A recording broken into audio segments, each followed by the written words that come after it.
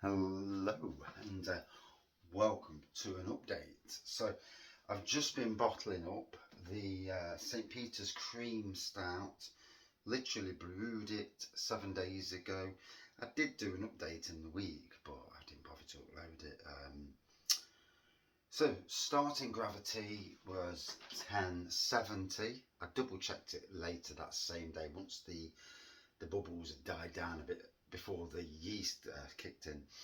1070. Finishing gravity 1020. So according to or around about 1020, according to this,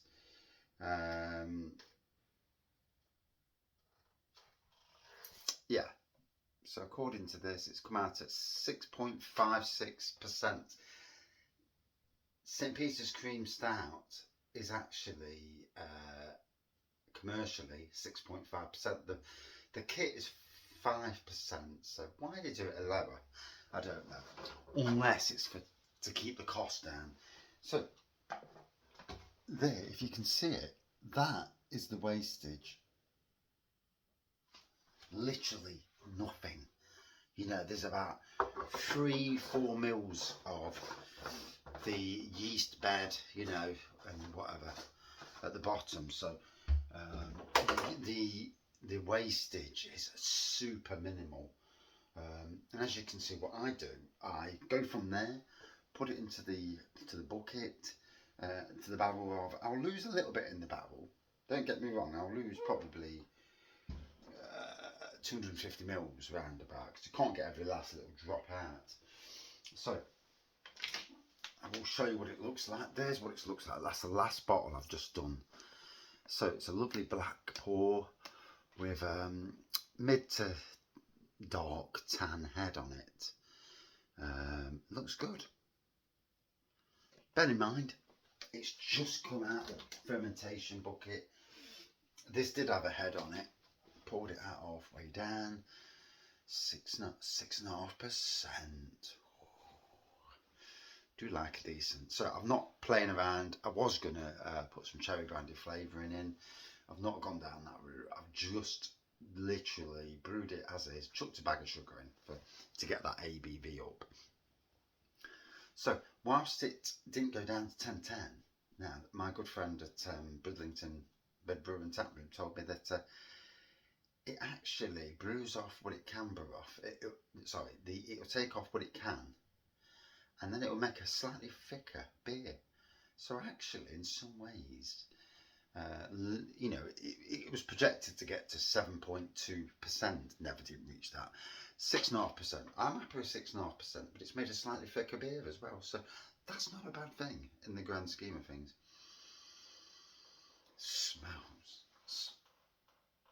Smells gorgeous, to be honest. Yeah, I'm rubbing my leg against the box.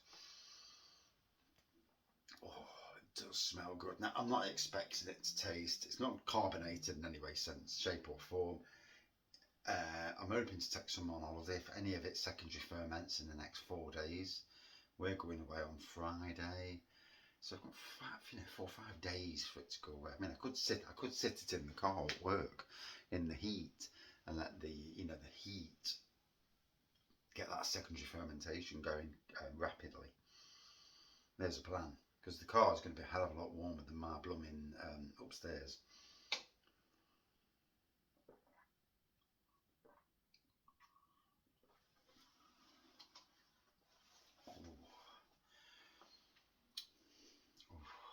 I'll tell you now, St Peters kits are some of the best kits on the market.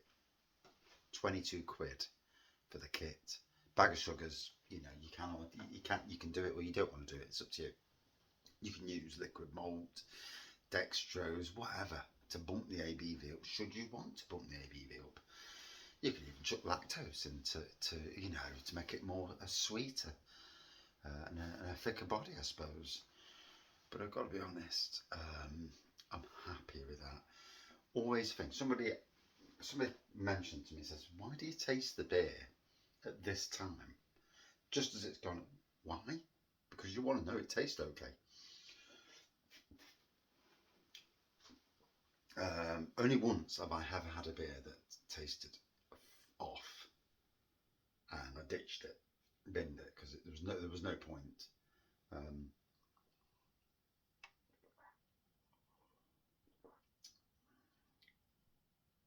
I went to a pub. If that's carbonated and I go to a pub, then I'd be happy with that. And that's the way I look at it. If I'm brewing a beer, whatever I've drank at a pub recently, if it's anywhere near as good as commercial, then that's a win.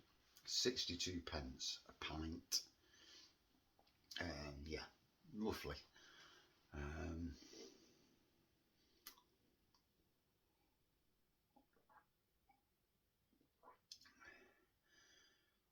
62 pence.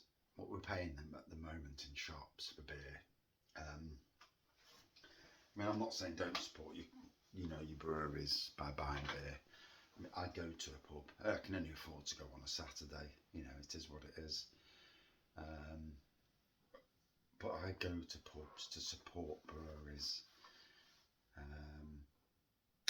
probably support breweries more than any other beer reviewer out there, and that includes probably the craft beer channel and real ale craft beer, because I go to pubs and I do all the social media stuff that supports the breweries as well as just reviewing the beer. The social media, putting the word out there, about beers is equally important. Especially in these days where social media is a nutty experience. But look at that, and I'm not going to swirl it round because I don't want it all over my kitchen. I've already got stuff to clean up. I'll show you that in a minute. A few droplets to clean up off the floor.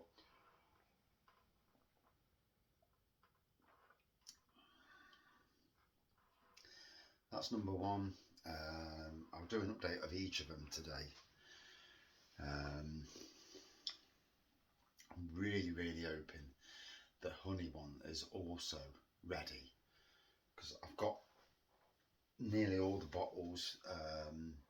See, with the plastic bottles, I wash them out, I then sterilise them, and then I give them a rinse. I then put them upstairs until they all go solid. At this time of the year, it being a bit warmer, they should go solid quicker. However, the temperature's dropping in literally about 3 days, so it's a good time to do all the secondary fermentation quickly, and then store them in the shed. In the cold. The shed's cold. It's only really warm for a couple of months of the year. The rest of the year, it's really cold. But it's cracking, because it helps them, that secondary fermentation, carry it on and let the condition inside of it. Obviously, this is straight from the fermentation bucket, so you're not expecting it to be everything. But yeah, I'm happy with it.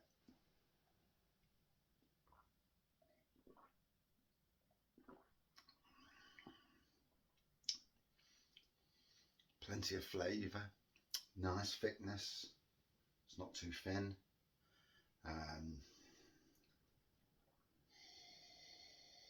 It's got good aroma. Boy, these kits, I mean, I personally think the St Peters kits, made by Muntons for St Peters, but St Peters are the ones who put the backbone in to make it as close to their beer as possible. I've got to be honest, if St Peters were to bring out loads of kits of their beer, certainly the Christmas ale, the winter ale, the old porter, I can't remember what you call it now, the old style porter, their range of beers is such that they could bring out, guest kits, like one-off guest kits. Do it once, see how it goes. If it's a sell, do a different one. Guest kits for me are the way forward. And then obviously at one stage bring back the honey porter for a guest. And let the home brewers, absolutely go out, buy it all up, and enjoy, some of their beer. If they can't get hold of it all the time, I mean, I guess you can these days order direct from St Peters, and you should do. But not everyone can always do that, and not only that, some of us like to brew their beer as well, and and put beer versus beer. Now, if I see cream stout when we go to Norfolk this Friday, we'll do a comparison, beer versus beer. Same with the only porter. If I come across that this weekend again and it's ready, I'll do beer versus beer.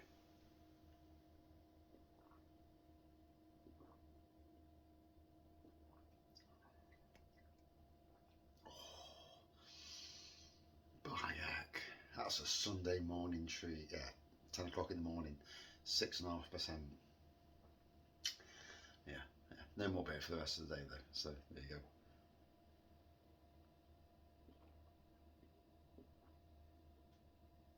go. Top notch, absolutely top notch. That is my video. Just goes to show you, 62 pence pint. And if it was 500ml bottles, because you know you take off the 68 mils, then it's actually even cheaper. That's like 58 pence for a bottle versus what you pay in the supermarkets. You know, so it's well worth giving it a go. We'll do updates literally after secondary fermentation, and then if there's any left in about a month or so's time, probably another update just to let you know and let you see the progress. And all I've got is a fermentation bucket. You can use a fermentation bucket with a tap on, like here, so you don't even need to transfer it. And in some ways, that's probably the better way. I transfer it to this. Then I add the sugar for secondary fermentation, and then pour it out into all my bottles. There'll be a bit of sugar left in there, but I put enough sugar in to make it do the secondary fermentation. And that's it. Thank you for watching.